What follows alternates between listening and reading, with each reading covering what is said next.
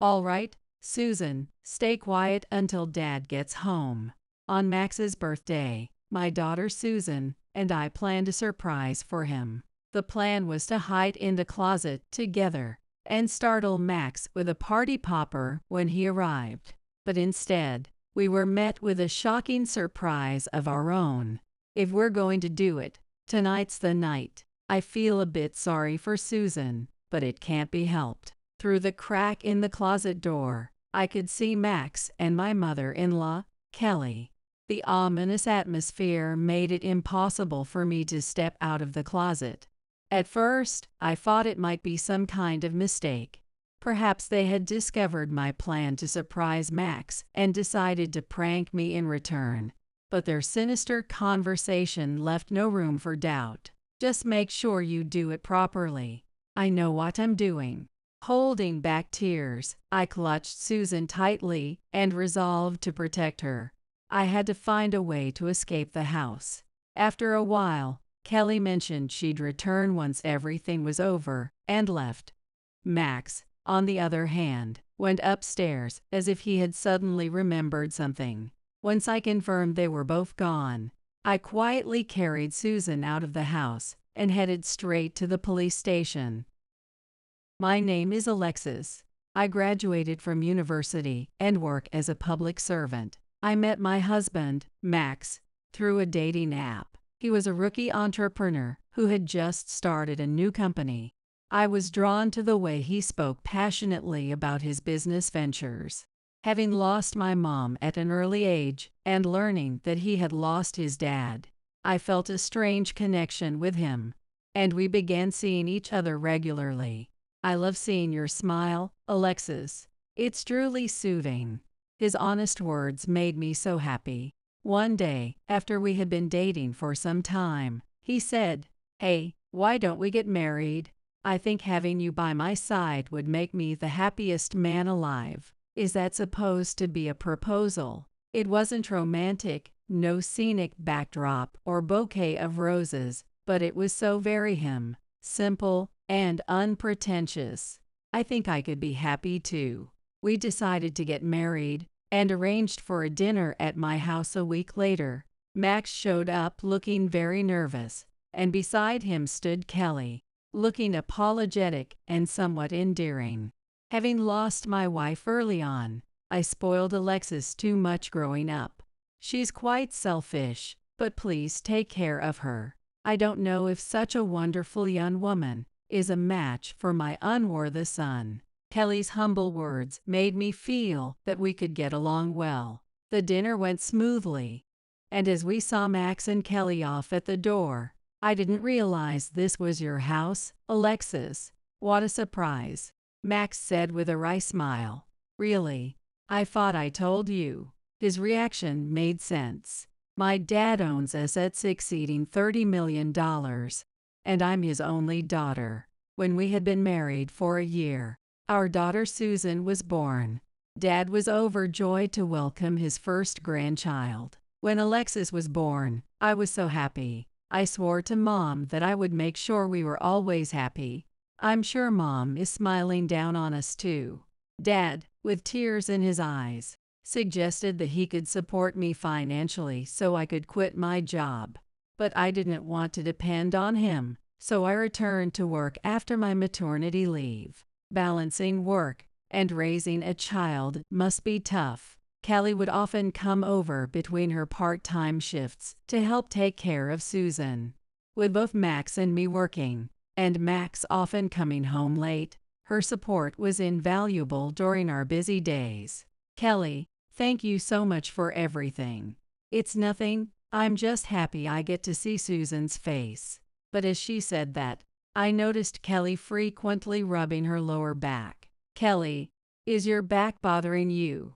When I asked, she explained that after Max's dad passed away, she had overworked herself, which had taken a toll on her back. Alexis, I'm sorry to ask, but could you lend me some money? Kelly mentioned that her part-time earnings weren't enough to cover her medical expenses. Without hesitation, I lent her the money. Thank you. I'm so happy to have such a kind daughter-in-law. I was just as happy to have Kelly as my mother-in-law. I believed that our current life was only possible thanks to her help, so I had no reservations about supporting her. Even after that, Kelly would occasionally ask to borrow money, and I trusted her words, handing it over without question. "Now, Susan, what shall we play today?" Kelly smiled, extending her hand toward Susan. But for some reason, Susan didn't warm up to Kelly. "Grandma's scary." Susan would always hide behind me when Kelly approached. "While Mommy makes dinner, can you play with Grandma and be a good girl?" "Okay." Susan always listened to me and even smiled, so I thought it was just a phase of shyness typical for her age, and didn't worry too much. One day, however, Max came home later than usual, and something felt off. Another tiring day. As I took his jacket, I caught a faint scent of perfume. "Did you go somewhere today?" "Huh? Oh hi, I just met with a client's daughter." Max, who usually spoke clearly about everything, was uncharacteristically hesitant and vague. "Why were you meeting with a client's daughter?" I immediately suspected Max of cheating. "It was for work, like an entertainment meeting or something." I wanted to press him further, but Max cut me off by heading to the shower, leaving me with a lingering sense of unease. The next day, I decided to talk to Kelly about it. I told her that if Max was cheating, I was considering taking Susan and returning to my parents' home. How could that idiot son of mine cheat when he has such a wonderful wife and daughter like you two? Kelly, with an expression I had never seen before, was visibly furious. "I'm so sorry for my foolish son, but Susan is still so young. Please, I beg you to reconsider divorce." Kelly apologized deeply as she spoke. "This isn't something you need to apologize for, Kelly. And it hasn't been confirmed that he's cheating yet." Even so, Kelly kept apologizing repeatedly, saying, "I'm sorry." Then she called Max and told him to come home immediately. Not long after, Max arrived back at the house. "Mom, stop calling me home during work hours." Looking around nervously but finding nothing unusual at home, Max frowned.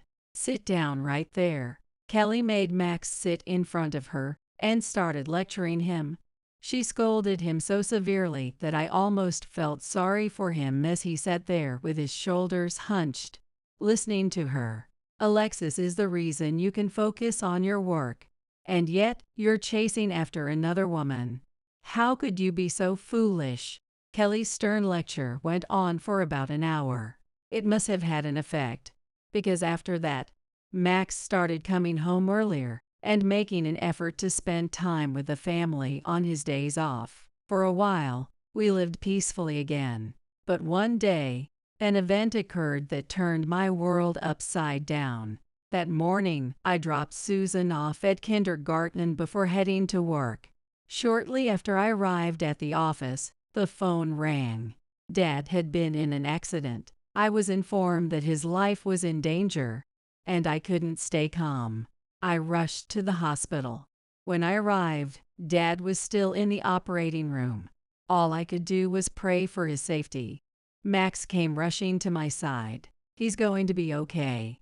I'm sure of it," he reassured me. A while later, the doctor emerged from the operating room, and tension filled the air. We did everything we could, but, despite my prayers, Dad didn't make it. I collapsed in tears on the spot, and Max silently held me in his arms. I was in such shock that I couldn't think of anything. Max and Kelly took charge and made all the arrangements, ensuring that Dad's funeral went smoothly.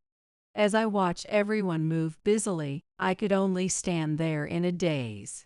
When Mom passed away, I was too young to understand it fully, but now, having lost Dad, the person I had lived with and relied on all my life, I couldn't accept it as reality. As I watched the smoke rise from the crematorium, memories of Dad flooded my mind, and tears streamed down my cheeks. Even after returning home that day, Max and Kelly were incredibly considerate of me. You must be exhausted, Alexis, just rest for now, Kelly said as she took over the household chores for me. Max played with Susan to make sure she didn't feel lonely. Losing Dad so suddenly was heartbreaking, but with Max and Kelly's support, and most importantly, Susan's presence giving me strength, I slowly began to return to my daily life. Time passed again, and as Max's birthday approached, Susan and I made a plan. We decided to decorate the house and surprise Max when he came home. All right, Susan, we have to stay quiet until Dad gets here. With that, Susan and I hid in the closet. The plan was to jump out and surprise Max with party poppers when he arrived. But in the end, I wasn't able to celebrate Max's birthday. I heard the front door open, and Max returned home, laughing with Kelly. Excitedly, Susan and I waited for the right moment, but something felt off. If we're going to do it, it has to be tonight. When Max returned home, he had a sinister smile I had never seen before. Hurry up, I've got enough on my plate as it is. From the gap in the closet door, I could see Max and Kelly, but the ominous atmosphere made it impossible for me to come out. If they eat this, it'll really be over, right? Don't worry. It's highly poisonous. I held my breath and hugged Susan tightly. Mom. I quickly covered Susan's mouth, signaling her not to reveal that we were there. Once they're gone, all of Kendrick's massive inheritance will be mine. It's a little sad for Susan, but there's no other choice. Max and Kelly were plotting to get rid of me, who had inherited Dad's fortune, and my daughter, Susan. The shocking sight left me momentarily panicked. But will this really look like an accident? It's foolproof. There was news before about someone accidentally dying from eating it. It looks identical, so it'll just be seen as a mistake. For a moment, I wondered if this was some kind of misunderstanding, or if they had figured out I was planning a surprise for Max and were trying to prank me in return. But their devilish conversation left no room for doubt. Just make sure you handle it well. I know. Fighting back the urge to cry, I thought about how I had to protect Susan in my arms and escape from the house. After a while, Kelly said she'd come back once it was done and left. Max, too, went upstairs as if he'd remembered something.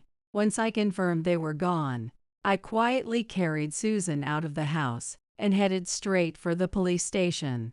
As we walked, the scene I had just witnessed played in my mind, and I couldn't stop the tears from falling.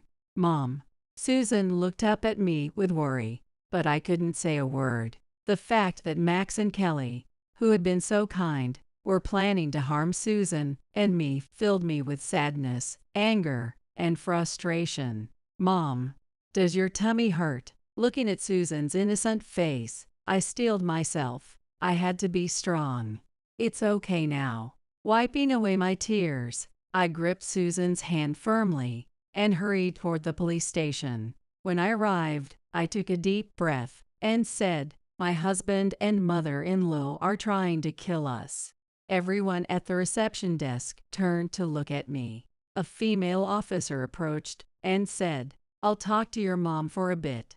How about we go play over there while we wait, little lady?" Susan hesitated for a moment but then looked up at me and nodded, following the officer obediently. Several officers escorted me to another room, where I explained Max and Kelly's entire plot. "I understand your story, but without evidence, we can't take action," one officer said. I insisted that the evidence was at my house, but the officer gave me a slightly troubled look. If it turns out to be a misunderstanding, it would damage the police's credibility. We can't act based on one-sided claims alone. I had tried my best to plead with them, but I was coldly turned away. Just as I was about to give up, thinking there was nothing more I could do, Susan peeked up at me with concern. "Mom, are you okay?" I knew I had to protect this child at all costs. At that moment, an idea came to me. Susan, Mom has to talk to Dad about something important, just the two of us. Can you stay at a friend's house until I come to pick you up? Susan hesitated for a moment, but then she smiled and agreed. I was sure she could sense my unease. Even so, she was trying her best to be a good girl. Looking at her, so small and brave, I felt an overwhelming love for her. There was no way I could bring Susan back to the house with me. I took Susan to a friend's house. Can you take care of Susan just for tonight? Seeing the urgency on my face, my friend asked what was going on. I told her everything about Max and Kelly's plot. My story shocked her, leaving her stunned at first, but she quickly regained her composure and asked quietly, "So what are you going to do, Alexis?" She looked at me with concern. "I'm going back home to get proof of Max and Kelly's plan." My mind was made up. I needed evidence to take to the police and have Max and Kelly arrested. Although the thought of being killed by Max terrified me, I had no choice but to act. Meeting her gaze, I could see my friend understood my determination. "All right, don't worry about Susan. Just take care of yourself, Alexis." I left Susan with my friend and headed back home alone. At least now Susan was safe. That thought alone gave me the strength to keep going. Standing at the front door, I took a deep breath, slapped my cheeks twice, and opened the door. "I'm home. Sorry I'm late," I said as I stepped inside, pretending to be calm. "Huh, where's Susan?" Max asked casually, as if nothing were amiss. Looking at Max's face made me feel nauseous, so I avoided meeting his gaze and did my best to act normal. "Didn't I tell you? It's her kindergarten sleepover night," I said, keeping my tone light and natural. "It's my birthday, though. I was hoping Susan could celebrate with us," Max said, feigning disappointment. Of course, it wasn't that he genuinely wanted Susan to celebrate his birthday. I suppressed my irritation, trying not to let it show on my face. "It's your birthday, so isn't it nice to celebrate just the two of us?" Since Susan was born, Max had often suggested leaving her with Kelly so we could go out on dates, but I had always refused, thinking it would be unfair to Susan. Who would have thought that this twisted version of just the two of us would come to pass?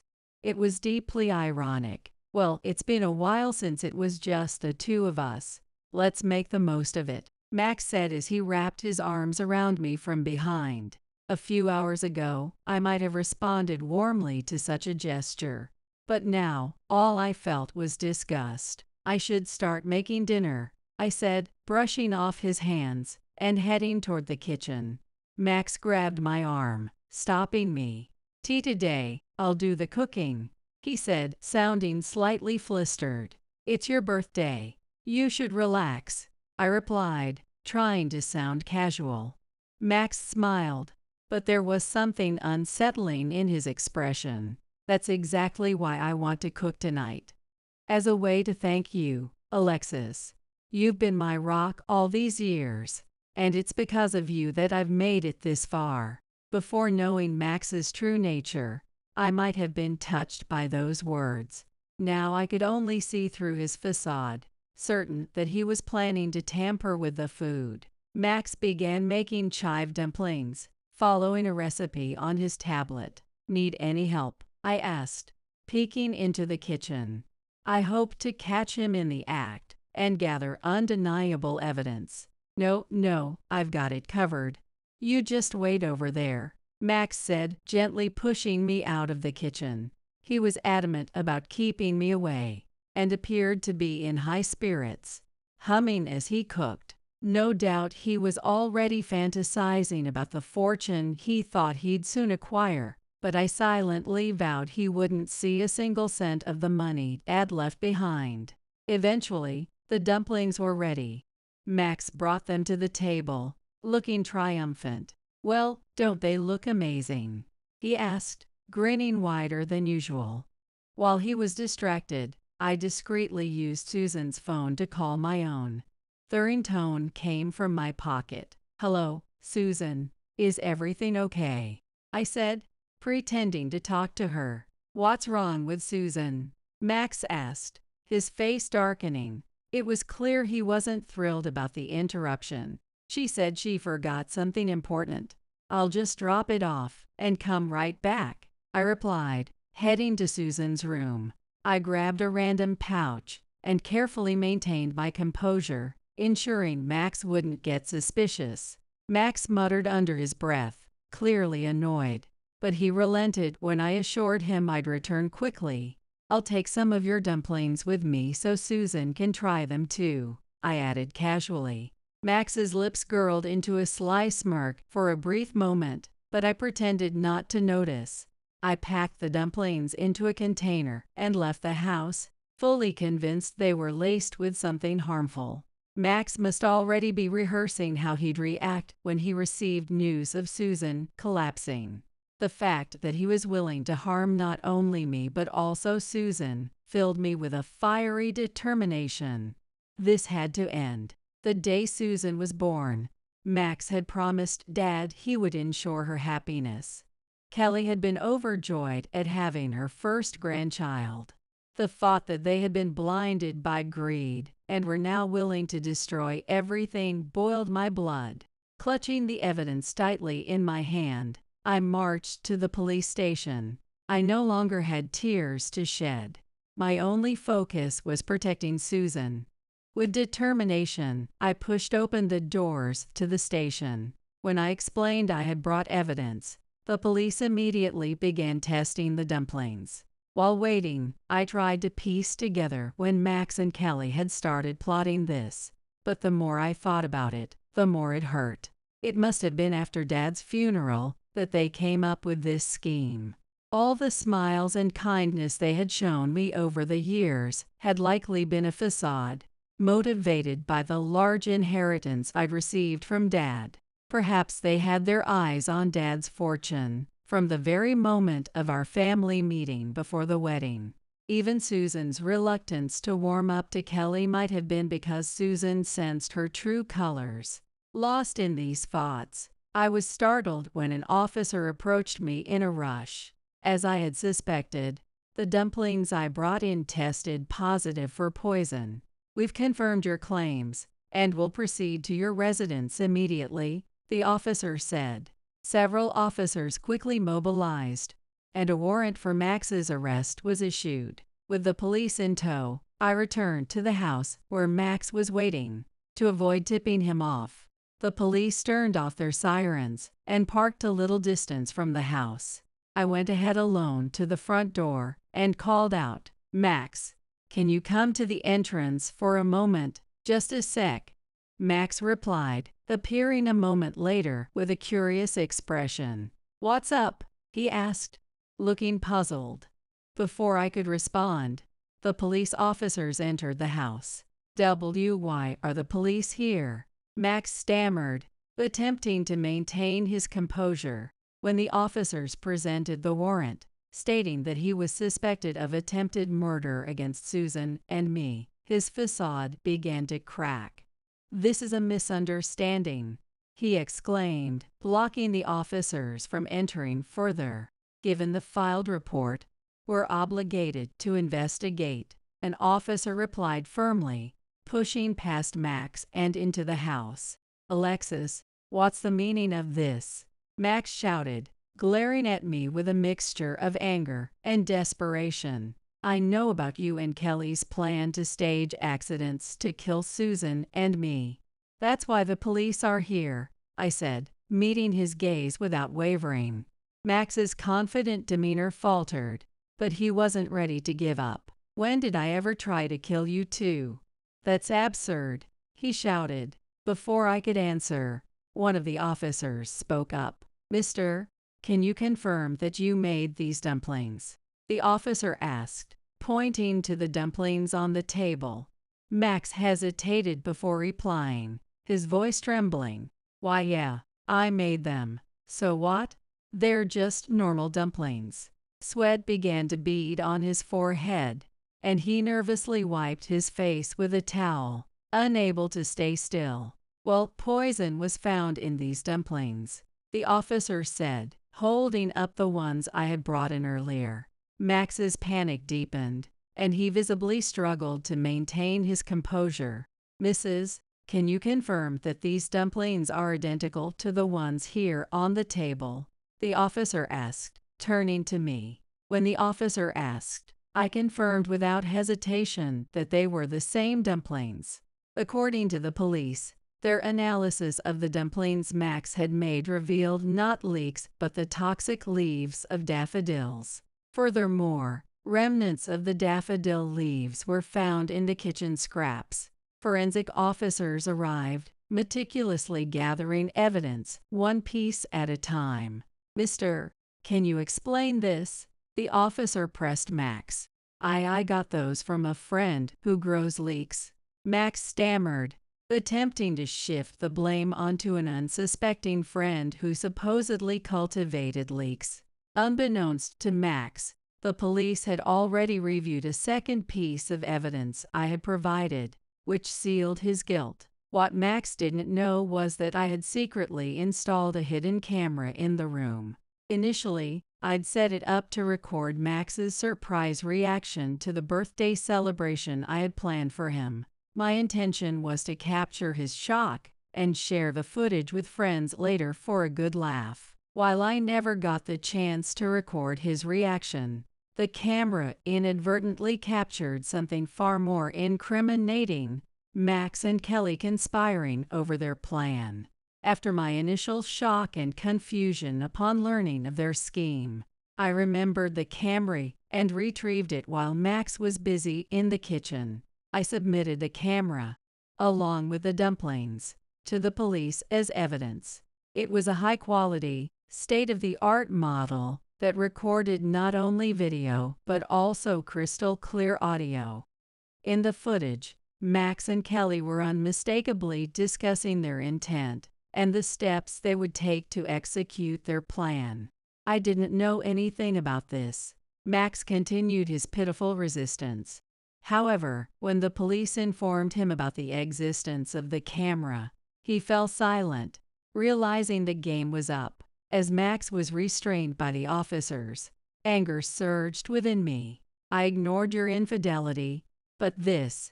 Why would you go after Susan too?" I cried out, tears streaming down my face as my fury spilled over. "I'm sorry, but we couldn't survive like this anymore," Max yelled, shaking off the officer's grip to look me in the eyes, pleading with remorse. "What do you mean by that?" I demanded. With his head hanging low, Max admitted that his business had failed, and he was drowning in massive debt. "And that's why you tried to kill Susan and me, to steal Dad's inheritance." I was overcome with a wave of fury and betrayal. Had Max come to me and confessed his struggles, I might have been willing to help him financially.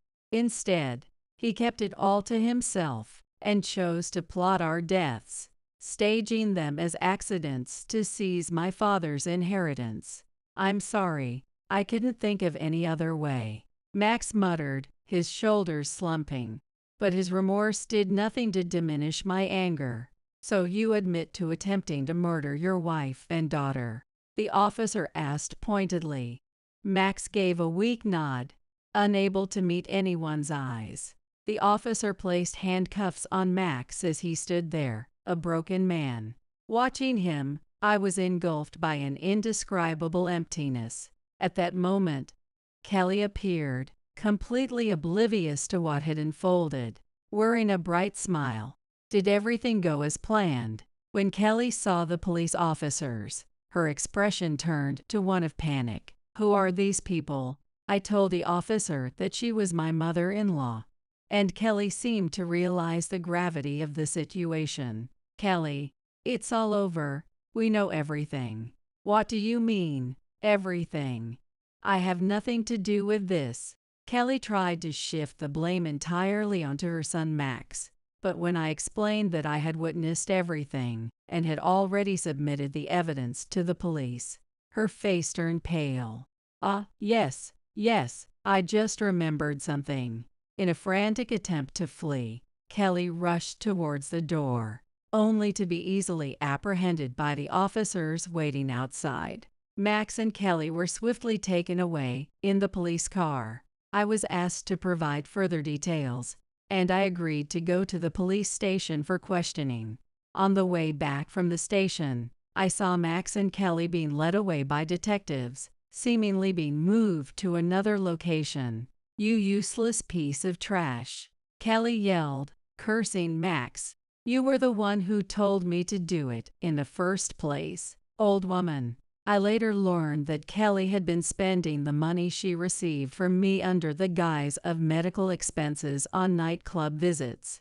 Unable to keep up with the payments, she had apparently convinced Max to help her steal my inheritance. Her anger at Max's infidelity likely stemmed from the fact that if we divorced, he wouldn't inherit anything. It seemed as though money had always been his true motive, and as I thought about our marriage, regret overwhelmed me. But with a heavy heart and many conflicting emotions, I left the police station. "Mom, a friend had come to pick me up with Susan. Mom, I'm hungry." My friend tried to feed Susan, but she refused to eat. Worried about me. It had been a long day for Susan as well. Finally free from the fear, I hugged Susan tightly. "How about we go to a family restaurant? Just the three of us." "Yay!" Susan jumped up in excitement. My name is Ashley. I'm a 66-year-old housewife who has truly entered her golden years. I used to work, but at this age, I really want to enjoy my retirement. My husband Kevin, who is now 67, retired at 65. Following his lead, I retired last year when I turned 65. My relationship with Kevin is neither good nor bad. We got married when I was 25, so we've been together for 41 years. Our days of being madly in love are long over. Now, we're more like roommates. Well, it's more peaceful not to interfere with each other too much, and it allows for a laid-back life. Still, I would like to have some conversations, but Kevin's attitude is always cold. Even when I talk about something as simple as my shopping trip or mundane daily events, he snaps. "You're noisy." He often sits there with a stern face, watching TV or reading the newspaper. And then suddenly he'll say, "I'm going out," and leave by himself.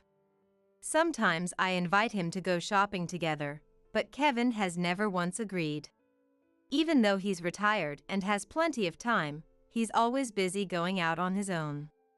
Not being able to go on a trip together, even though we have the time, makes me feel incredibly lonely. Isn't it too much to ask to spend our golden years like this? So I prepared some travel brochures. "Hey, how about this place?" I said, trying to invite Kevin. I offered to handle all the arrangements and cover the costs if he would just come along. "I'm not going." But Kevin still coldly said, "Sometimes I think it might be easier if we just divorced and ended our relationship, but I can't make the decision. Even if there's no love left, the bond we've built over the years just can't be easily erased." Our only child, Heather, who is 39 now, says, "Why don't you just separate already?" But it's not that simple when it comes to marriage. If there was a major turning point, I might be more inclined, but apart from his coldness, I don't have many complaints about Kevin. Kevin does what he likes, but doesn't interfere with what I do. Every day, I wonder if it's right to consider divorce just because we don't spend much time together or have conversations. Maybe getting a part-time job would help distract me? But my dwindling energy doesn't allow for that. I know I'm being indecisive, but this is a dilemma only the person in it can understand. Today, once again, I tried to talk to Kevin. "Today, our neighbor Jasmine." But he cut me off with, "Shut up, I'm not interested. I fell silent. Resigned, I turned my attention back to the travel brochures I had collected. One of them had a special feature titled Perfect for Solo Travel. Unlike in the past, there are now many travel plans tailored for solo travelers. I realized that instead of trying so hard to get Kevin to come along, maybe I could consider these options. If Kevin ever decides to join me, that would be great, but maybe it's time I start enjoying my retirement on my own. Ideally, it would be wonderful to travel with Heather and her family, but my teenage grandkids aren't interested in traveling with their grandma anymore. They're busy every day with school, extracurricular activities, and spending time with friends. They wouldn't want to use their precious free time for a family trip. It's a difficult age for them. Plus, it's not feasible to leave the grandkids at home and travel with Heather alone. So maybe a solo trip is the way to go. Once I've decided on something, it's best to act quickly. As I looked through the brochures, thinking about where to go, the loneliness of Kevin ignoring me faded, replaced by excitement. But as I was happily planning my trip alone, it was strange how Kevin started to take notice. "What are you doing?" he asked. "I'm planning a trip," I replied, and he peeked at the brochure in my hand. "Hey, this hotel looks nice. It even has a jacuzzi in the room." "Right? Enjoying a jacuzzi all by myself would be such a luxury," I said, my face lighting up. To my surprise, he said, "Sounds good. Maybe I'll join you." "What, you're coming on the trip too?" "That's what I'm saying." I looked at him in disbelief, and he frowned. I quickly tried to smooth things over before he got upset. "Yeah, let's go together," I said with a big smile. "Wow, this is going to be fun." Just then, the doorbell rang. I saw a familiar face standing there. "Oh, Elizabeth, come in." Elizabeth is Heather's best friend from college. She's been close to our family ever since she first stayed over at our house when she was 18. She's the same age as Heather, now 39. Married and a proud mother. Originally from another state, she moved nearby after getting married. Heather, on the other hand, moved to another state when she got married and doesn't come back often. Elizabeth visits us more frequently. She used to visit a lot during college, often staying over to work on assignments with Heather. We'd often have dinner together, and it felt like we had another Heather in the house. "Hello. I brought you a little something from my recent trip." "Wow, thank you." I thanked her and invited her in. Kevin appeared. "Hey, welcome." "Hello, thanks for having me." Kevin, usually so gruff and unfriendly, was always polite to Elizabeth. He's been that way for years, maybe he thinks of her like another daughter. Elizabeth is more polite to Kevin than to our own daughter Heather, probably because she's not family and wants to be polite. I remember Heather once said, "Dad gets along better with Elizabeth than with me, and it annoys me." I laughed and asked if she was jealous. She pouted and said no. I guess daughters are always fond of their fathers. I chuckled at the memory, and Elizabeth gave me a curious look. Oops, I must look like a crazy old woman. I didn't want her to think that at 66 I was already losing my mind, so I said, "I'll make some coffee," and disappeared into the kitchen. Elizabeth, familiar with our home, sat on the living room sofa without a word. I started preparing coffee, glancing occasionally to see her comfortably seated. When I returned with the coffee and some snacks, I found a lively conversation going on. "Really?" Elizabeth laughed. "Yes, it was hilarious." Kevin was laughing too. Heather might be right, I was feeling a bit jealous. Kevin always seems so bored when talking to me, but he lights up around Elizabeth. Kevin seems happiest when he is with Elizabeth, rather than being with me or Heather. It's been like this for years. Long time. Elizabeth first visited our home when she was 18. They were shy at first, but got along well within a year.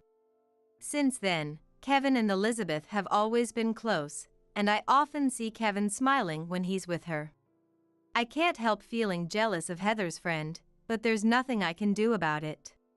It's like they're in their own world, making it hard to step into the living room. I found myself standing at the door, unable to move forward as their conversation grew quieter. Were they deliberately lowering their voices? Was it a secret conversation? I couldn't help but press my ear to the door to eavesdrop. Even though it was faint, I could hear their voices. A hot tub, huh? That sounds nice. I'd love to go.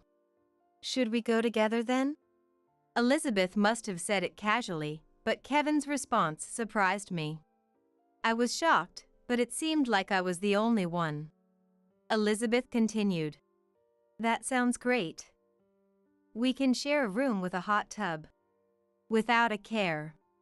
What are they saying? Even my husband and I don't share a hot tub. Yet, once again, I was the only one surprised.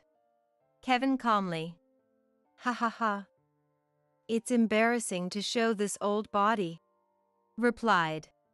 What is he talking about? Unaware that I was gasping like a fish on the other side of the door, their conversation went on. If you say that, I've completely let myself go after having kids. Nonsense, Elizabeth, you're as beautiful as ever. Remember that hotel we went to? Oh, stop it. You're making me blush.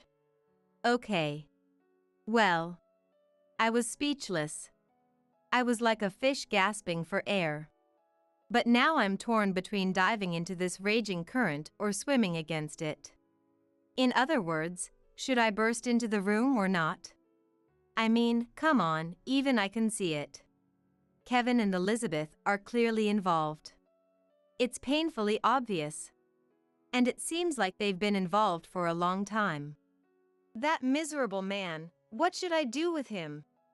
I probably look like an evil witch right now. I wanted to scratch the door with my nails, but I barely held back. Wait, I need to stay calm.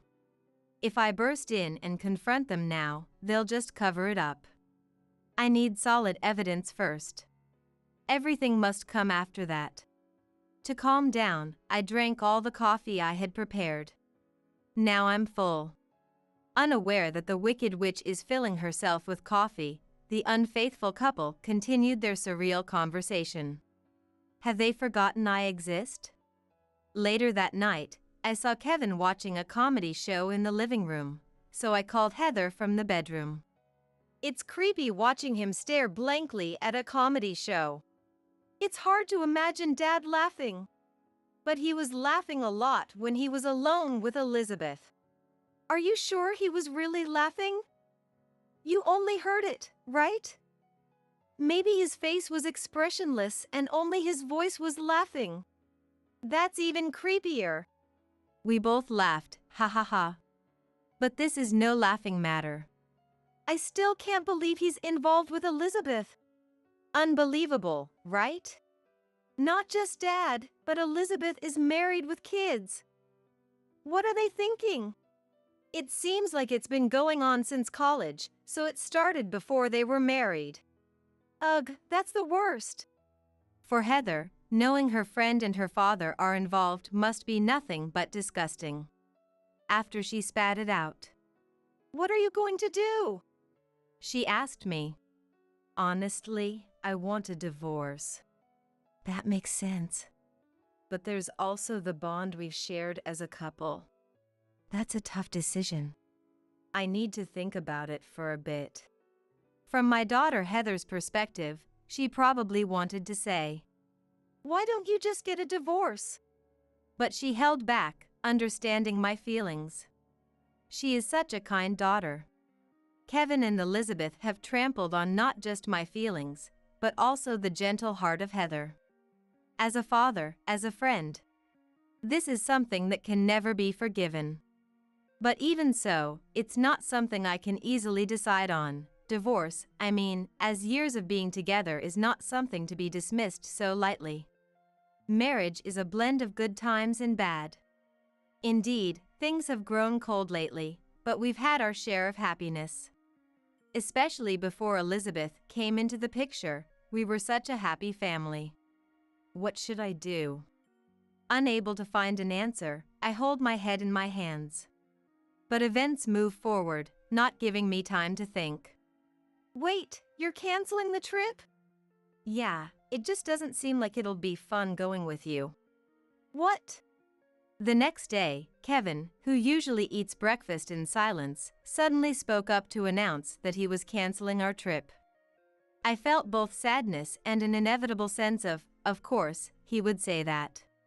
I had a bad feeling ever since I overheard Elizabeth saying, "I would love to go." So, I tried. Then I don't need this brochure anymore. As I was about to discard the hotel brochure, Kevin said, "You don't need to throw it away." Snatched it away from me. Why not? If we're not going, it's just trash. We might go someday. Fine, then I'll just go by myself. So give it back. No. I might want to go someday, and until then, you can't go. What? I might feel like going too, and I won't allow you to go before me. What? I was bewildered by his unreasonable response. But at the same time, I wasn't surprised. Kevin planned to go with Elizabeth. He didn't want to risk running into me by chance. That's why he said I couldn't go. He's planning to go with Elizabeth. What a selfish person. Am I supposed to continue being married to this man? Though I wavered about reconciliation, those feelings quickly vanished. As expected, I found Kevin making reservations for the hotel on our home computer. Is he an idiot to use the same computer I use? He's too excited about this. I need to move towards divorce. As I was thinking that, things took another turn. One day, while considering which detective agency to hire for evidence collection, I came home from shopping to find a woman's luggage in the hallway. Recognizing it, I headed to the living room and, as expected, found Elizabeth there. Hello, Elizabeth. Elizabeth only nodded. At least say something. Hey you, I have something to talk to you about. Elizabeth remained silent while Kevin began speaking. Don't call me that way. What? Nothing. I had no reason to be addressed so informally by him, nor did I have time to listen to what he had to say. Suppressing my urge to respond harshly, I said, I'll make some coffee for us. I went to the kitchen to put some distance between us. I made their coffee as bitter as I could. So, what is it you want to talk about? After placing the cups of poisonous-looking coffee on the table, I sat on the couch facing them. Once I was seated, Kevin and Elizabeth exchanged glances and nodded. Then, they held hands. I had a bad feeling about their attitude, as if they were saying, "We're so close." Kevin looked at me with a furrowed brow. I want a divorce. And said, Damn, he beat me to it. What? Nothing. When it comes to breaking up, it feels like whoever says it first has the upper hand. It's like saying, I don't like you, so let's break up, right? I wanted to say it first. I hate you so much. I'm dumping you. Being told first feels humiliating. Hey you, what is it with you, seriously? You're so restless. There it is, the hey you again. It really pisses me off. As I was getting annoyed, Kevin finally said it. I'm divorcing you to marry Elizabeth. Haha, is that so? What? I was thinking how annoying it was and missed what he said. Or rather, did he just say something weird? Marry? Yes. With whom? With her, of course.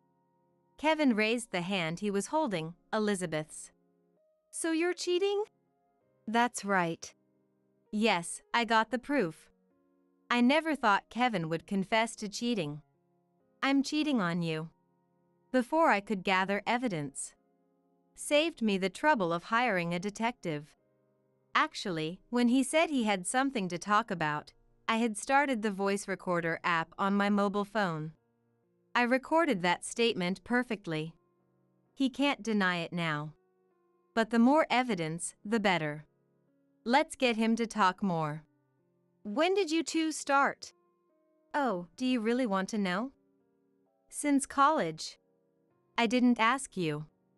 But I wanted to praise myself for not responding. And what's with that drawn-out way of talking? Was Elizabeth always like this? Or does she change her personality in front of Kevin? Anyway, it's so irritating. Let's counteract with a drawl. Since college, so before Elizabeth got married? Yes. You married your husband while having an affair with Kevin? You don't love your husband? Well, I have some affection for him. But I love my darling more. Can I punch her? Someone give me permission. What darling? I've never called Kevin that way. Even if he told me I could, I'd refuse. But your relationship isn't bad, right? So if you marry Kevin, Elizabeth, you will also divorce, right? That's right. How will you explain it to your husband? Just that I'm marrying the one I love. Is she an idiot? She must be an idiot. People who commit adultery aren't normal. So you're prepared to pay compensation to both me and Elizabeth's husband? What's compensation? My head hurts. Is she serious? Did she go to the same college as Heather? What has she learned since entering society? Nothing, apparently. Otherwise, she wouldn't have had an affair with a friend's father and continued it after marriage. Am I losing Kevin to someone like this? The shock is overwhelming and my head hurts. As I held my forehead, I heard the front door open suddenly. I looked up and there was my daughter, Heather. Hi there. You said you had something urgent to talk about. What's going on? In the living room, Kevin and Elizabeth are holding hands up high, and I'm here with my head in my hands, feeling burned out. Even if she asks me what's going on, how do I explain it other than saying it's a disaster? It's a total disaster. After thinking, I decided to be straightforward. Oh, a big showdown. So, Dad, you finally came clean. But why now? Kevin looked a bit surprised that his daughter knew about his affair. But seeing how I wasn't too shocked, he must have guessed it had been suspected for a while. Then he let out a deep sigh. I decided to get a divorce because... Yes, that's what I wanted to know. Why reveal it now after hiding it for 20 years and then suddenly decide to divorce? I couldn't help but lean forward, eager to hear the reason. Kevin looked at Heather, sitting beside me, then at me, and finally at Elizabeth. Because Elizabeth is pregnant with my child. What? There aren't a lot of moments in life when you are completely stunned. And now, I was definitely in one of those moments. Heather, beside me, was also stunned. Meanwhile, Kevin and Elizabeth were looking at us with bright, sparkling eyes. We had been using contraception, but it seems there was a failure. She's pregnant with my child. What? I shouted out loud. At 66, it was a full-throated scream. Are you out of your mind? I'm always in my right mind. Liar. You've been having an affair with a college student for 20 years. You're clearly not sane. Isn't this child just like your other children, not yours but her husband's? No way. My husband and I haven't been intimate for ages. It's only with my darling. Oh, how embarrassing. Elizabeth, shut up. Thank you, Heather. Heather's stern glare and low voice made Elizabeth shut up. If Heather hadn't said it, I would have. Shut up, you brat. That was close. The room fell silent for a moment. Kevin spoke again after a while. That's how it is. We went to the hospital together to confirm the pregnancy. You went together. People must have thought he was her father. I don't deny age gap marriages, but coming from an affair, it's something even a wife like me would view coldly. Going to the hospital together despite that, even if you are retired and have time, Kevin, you are quite the bold one. Or maybe they are so out of touch with reality that they don't realize they aren't normal. I intend to pay alimony to both parties. So, Ashley, I am divorcing you. The absurdity of Elizabeth's behavior gave me another headache. Divorce is fine. I was planning on it too, and with this blatant declaration, there is no point in clinging on. But there was one last question I needed to ask. Why did you cheat? That was what I wanted to know. We weren't madly in love, but we were managing fine, right? So why? As I spoke, I felt a sting in my nose. Don't cry, I told myself. Don't cry and give him the satisfaction of thinking I have any regrets. I don't have any, but it still hurts. I had thought we would spend many more years together as a couple. As I bit my lip to hold back the tears, I heard Kevin's voice. Of course, it's better to be with someone younger. Instantly, the tears vanished. What? Younger is better. I get along better with younger women. With such a young and cute girl by my side, of course it would lead to this. What are you saying? Because she's young? Because you get along better with younger women? Are you seriously saying that? Everyone ages. Time doesn't stop, and everyone ages equally. Yet, you cheated for such a trivial reason? Elizabeth will age too. And besides, wouldn't Heather be happy too? Kevin, oblivious to my despair, looked at Heather with a goofy grin I had never seen before. What? What are you talking about? You're going to have a little brother or sister soon. Heather, didn't you say you wanted a sibling? It's late, but here you go, your own sibling. We don't know the gender yet, but isn't it exciting? He laughed heartily. Beside him, Elizabeth chuckled softly. My vision went dark. What kind of act is this? Who is this person? The man laughing and casually talking about something so absurd right in front of me. Oh, the Kevin I loved is gone. A tear I had managed to hold back slipped down my cheek from the shock. It was then. Ugh. I heard a strained voice from Heather next to me. Maybe she was in shock too and was crying. I quickly looked over at her, but what I saw was unexpected. Heather, what's wrong? Why are you laughing? That's right, Heather wasn't crying. Puff, ugh, ha. I can't take it anymore. She finally burst into laughter. As we stared in shock, Heather continued to laugh until tears streamed down her face.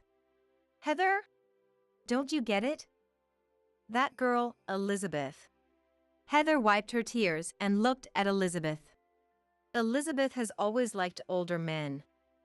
She dated all sorts of older men, you know. What? Kevin was the one shocked by Heather's words. I was surprised too. Heather, stop saying weird things. But it's true, Elizabeth. You always asked friends to show pictures of their fathers. University professors are usually older, so you hit on them and got into trouble, didn't you? What are you talking about? Kevin was stunned by Elizabeth's past. One of those professors fell for Elizabeth's charms. They had a relationship. He got fired, and Elizabeth was suspended. What? I thought she took a break from school for family reasons. No, Dad, that was a complete lie. During her suspension, her parents were furious, and she dropped out.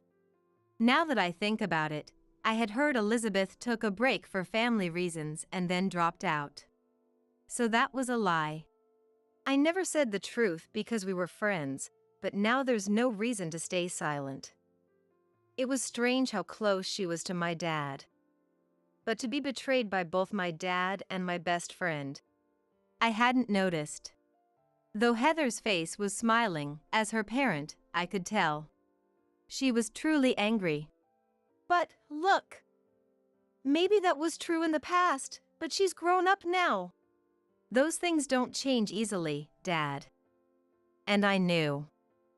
Elizabeth still has relationships with older men. I've told her to stop many times since she's married, but she wouldn't, and I almost ended our friendship. Still! Elizabeth, are you seeing other men besides me? Kevin demanded, and Elizabeth faltered. I don't know what she's talking about. It's all Heather's nonsense. Who do you believe, me or Heather? Well, the fact that Kevin couldn't immediately respond to Heather showed his failure as a parent. Heather understood this too. I could feel Heather's gaze toward Kevin growing colder. Oh, by the way, look at this. Right after we found out about Dad's affair, I happened to see them at a department store and took this picture. Heather said, pulling out her mobile phone. There, in the jewelry section, was Elizabeth, laughing happily. Next to her was an elderly man we had never seen before. He seemed older than Kevin, possibly. Elizabeth, who is this? Dad?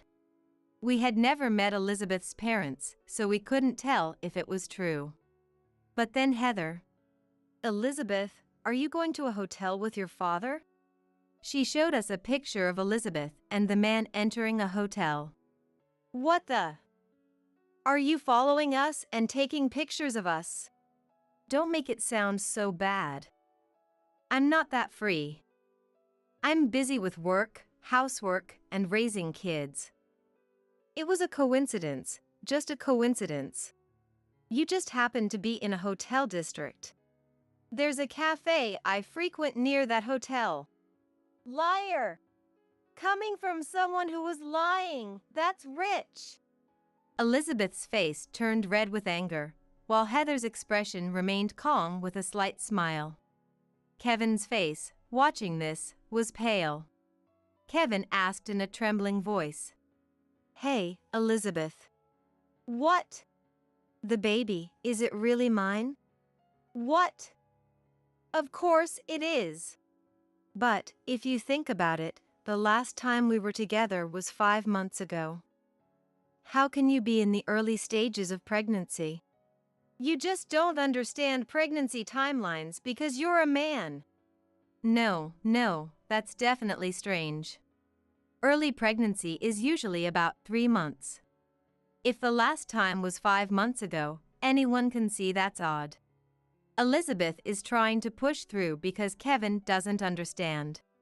Elizabeth, tell me the truth. How many men have you been with?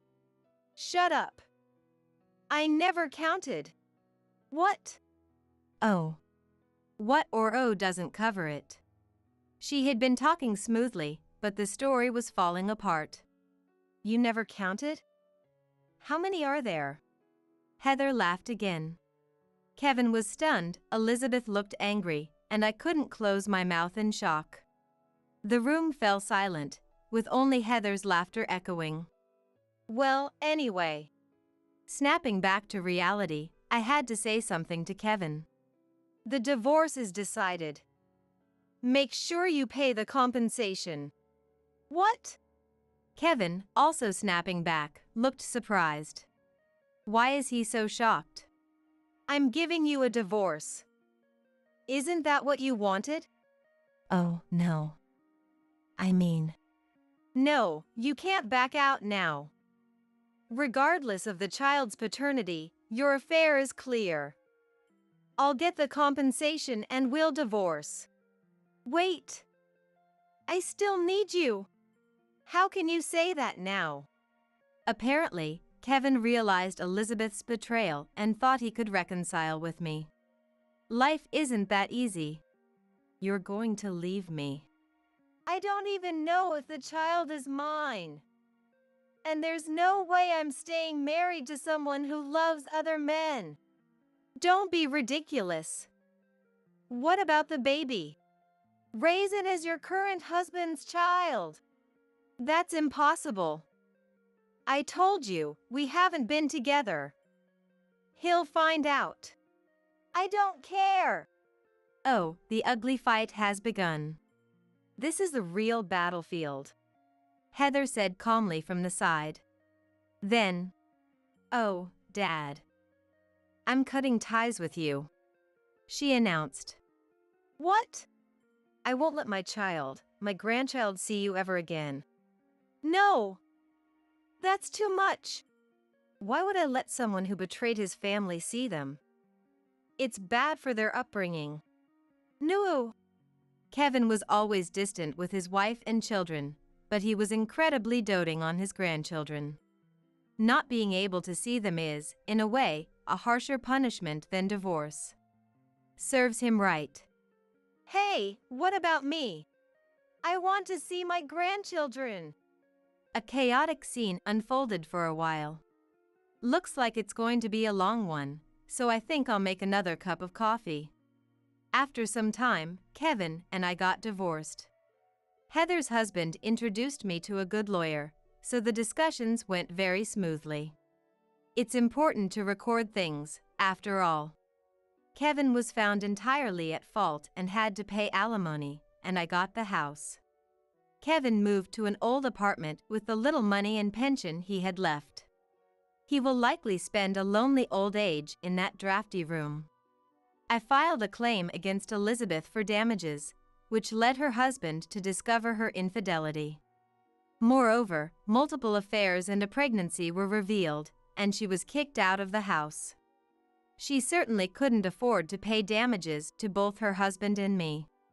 Her parents, whom she ran crying to, paid on her behalf. Her husband also got child support in addition to the damages. Naturally, he got custody of the kids. They did a paternity test just to be sure, and the children were indeed his. She got help from her parents, but Elizabeth was always on bad terms with them. She had gotten expelled from college for her antics. Her parents were furious that she hadn't learned from her mistakes. They demanded that she repay the money they had covered no matter what. She was apparently quite distressed from their daily nagging. This was the information I got from Heather. Heather also told me, "Dad keeps calling me, so I blocked his number. He's so persistent." I could only chuckle at Heather's words. The betrayal from a father she once adored must have been quite a blow. Love can turn into hatred in an instant.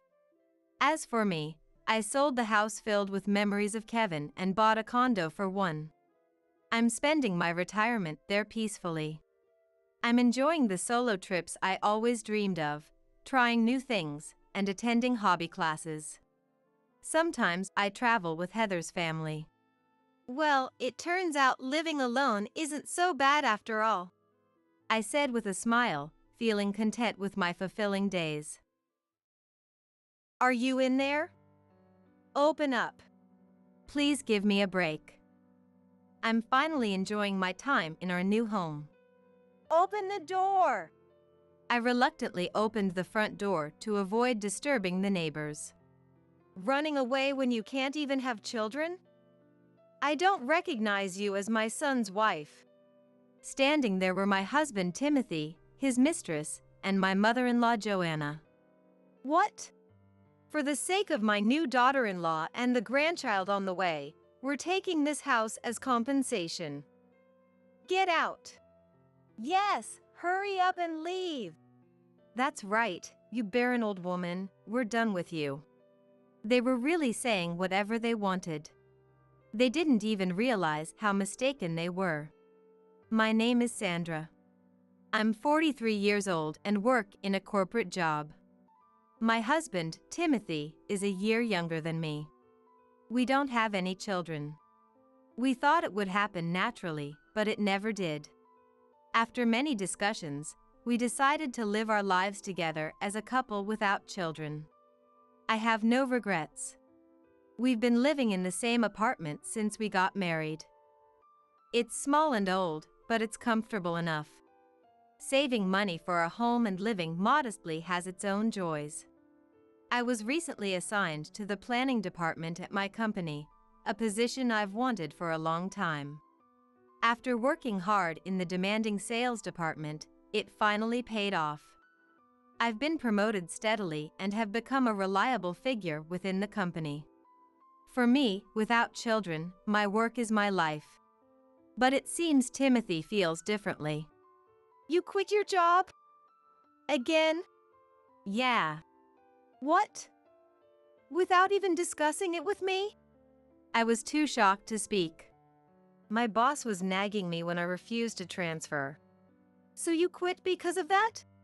It ended up that way, but I'm the victim here. It's unfair dismissal. I sighed. Then you should sue and claim compensation. No, I don't want to make a big deal out of it. I knew it. It wasn't unfair dismissal. This was Timothy's bad habit. He couldn't stick with a job for long. He wasn't irresponsible, but he would suddenly quit when he got fed up. Switching jobs every 2 or 3 years had become the norm, and each time, it disrupted our finances and daily routines. As a partner, I couldn't tell him to endure a job he hated. But we're in our 40s now. Repeated job changes only brought more disadvantages. At times like this, I was glad we didn't have children. I could support us. And if something happened to me, he would support me. I understood that, but finding a new job wasn't going well, and time just kept passing. The timing was bad, but age and experience were also factors. He was frustrated. He stayed home all day without doing any housework, just sighing. If he was bored, he could at least clean up his own mess. I have more right to be annoyed than you. I thought about saying something. When the house is small, there's nowhere to escape to, which makes it tough. Calm down. Arguing wouldn't solve anything. I held back my urge to blame him and watched over him. He finally found a job as a contract worker at a factory. It wasn't what he wanted, but it was better than being unemployed. We would slowly get back on track. Together, we could manage. One day, Joanna called. Hello. Sandra? Joanna, what's going on? I heard you've been treating Timothy coldly, haven't you? Huh? I let out a weird noise in surprise. I had no idea what she was talking about.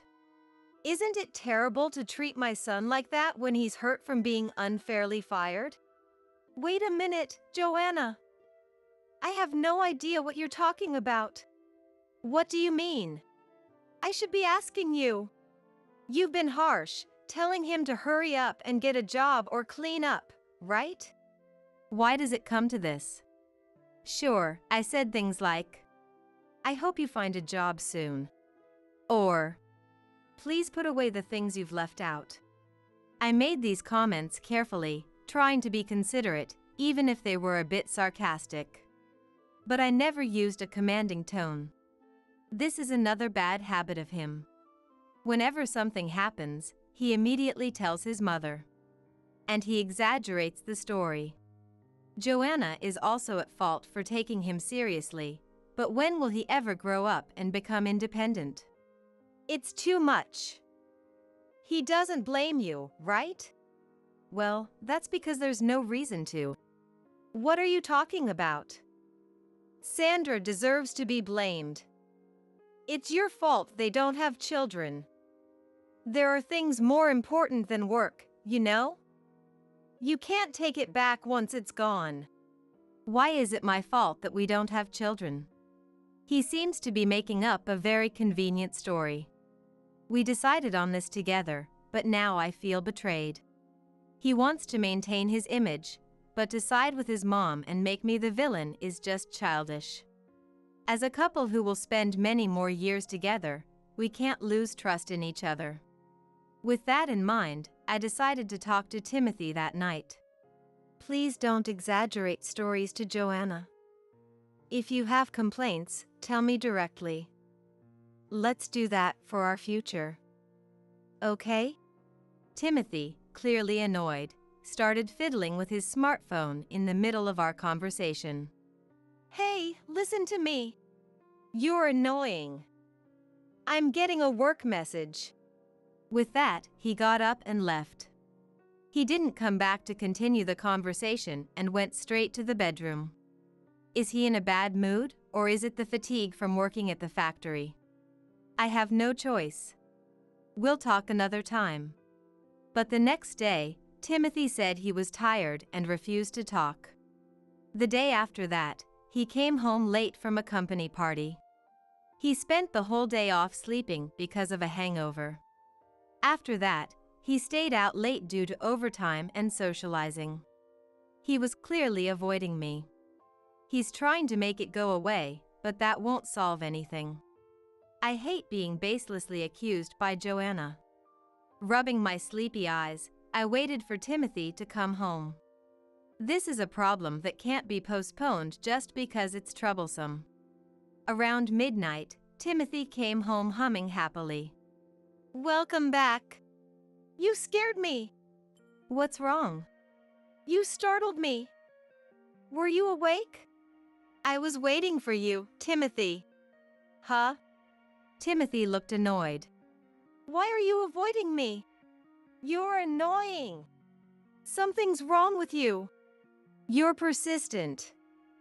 If you have something to say, leave me a note. A note? Did we agree to avoid discussing things? Ugh. Remembering something from so long ago, you're really persistent. I was shocked. Had he forgotten our wedding vows? When I said I wanted us to be a couple who understood each other. He nodded and said, I think so too. I liked your seriousness, but now it's too rigid and heavy. If you don't want to lose me, change your attitude. There's another woman. What do you mean? Exactly what it sounds like. Are you cheating? I had a feeling based on his recent behavior. Is this a joke? What did I do? I'm telling you, you're too persistent. Do you want a divorce? Please, don't say that. Timothy clicked his tongue in annoyance. He pulled a piece of paper from his bag and shoved it at me roughly. It was a completed divorce application. Why do you have this? I was asked to write it. By whom? You know who. No, I don't. There's a woman who wants it submitted. I was at a loss for words. Did he fill out the divorce papers at his mistress's request? Don't get too full of yourself. You need me. Know your place. My hands trembled as I clutched the divorce papers. I could hear my heart pounding in my chest. It's late. I'm going to bed. You should go cool off somewhere. Timothy disappeared into the bedroom. I stared at Timothy's name on the divorce papers. What was he feeling when he wrote this? Was he with his mistress when he was late tonight? I, who had been supporting his new job, was such a foolish wife. My head spun with confusion. I couldn't think straight. I needed to cool down, just as he said. I grabbed what valuables and essentials I could and silently left the house. A month later. I haven't been back home since. I've tried contacting Timothy several times, but there has been no response. This room is quiet and comfortable. It calms my mind. The sunlight streaming through the window brightens the still empty living room. The ventilation is good. As the cool air touched my cheeks, I took a deep breath, letting the scent of wood fill me. Then, Sandra, are you in there? Open up. The grating voice made me frown. That familiar, loud voice belonged to Joanna. Just great, exactly what I didn't need. I was finally starting to feel at peace. Sandra! Reluctantly, I opened the front door to avoid causing a scene with the neighbors. I made sure to look thoroughly annoyed. Ah, there you are. Long time no see, Joanna said cheerfully. She tried to force her way inside, but I pushed her back. Wait a minute. Why? What's wrong? Can she see my face? I'm clearly trying to refuse her. Wow, not bad at all. To my surprise, Timothy was with her. And who was that young valley girl standing beside him? Smells like new construction. Nice. Very nice. The three of them tried to enter the house as if it were the most natural thing. Their audacity was beyond belief. Wait. How did you find me? Find you? First, answer this. Why have you been treating Timothy so horribly? What? Leaving everything and running away makes you a terrible wife. Just because you don't like Veronica. Veronica. Oh, this valley girl. I see, she has Joanna's approval. Wait, did I run away from home? I felt like Timothy had told me to go somewhere, like he was kicking me out. He clung to the valley girl, giving me a provocative look. It's a spec house, but the number of rooms is just right, and the interior design is decent. I can forgive you for buying a new house on your own. What? But we can't live together. Your infertility is a disgrace. What are you talking about? Be grateful we stayed with you until now. Confused, I tilted my head, not understanding a word. Timothy, I'm tired. I need to sit. Yes, Veronica, I'm sorry. Sandra. Let Veronica sit inside. No. What? Don't be ridiculous. She is pregnant with Timothy's child. What? Pregnant? This was news to me. Strangely, I didn't feel much of anything. Why was that? A series of shocking events left me wondering if I was in a nightmare or if I had become numb to everything. Shouldn't pregnant women be respected? Sandra, who is infertile, wouldn't understand. Oh, is that so? Don't you get it yet? I accept Veronica as my son's wife, not Sandra. I'll take this house as compensation, so you need to leave. Yeah, hurry up and get out. Right, good luck, old infertile lady. How could they say such things? They didn't even realize their own misunderstanding. I can't give this house as compensation. Even if you tell me to leave, this house is in my name. What? Besides, we're already divorced. What? Timothy and Joanna were shocked. Was it really that surprising? You handed me the completed divorce papers, didn't you? Sandra, what do you mean? Weren't you planning to start a new life with us? I never had any such intention. Joanna panicked while Timothy seethed with anger. What are you talking about? This house was purchased with my money. What? Unbelievable. They probably hadn't read any of the texts I sent. You really know nothing, do you? The night Timothy handed me the divorce papers, all the patience I had as a wife vanished, and I was filled with a sense of liberation.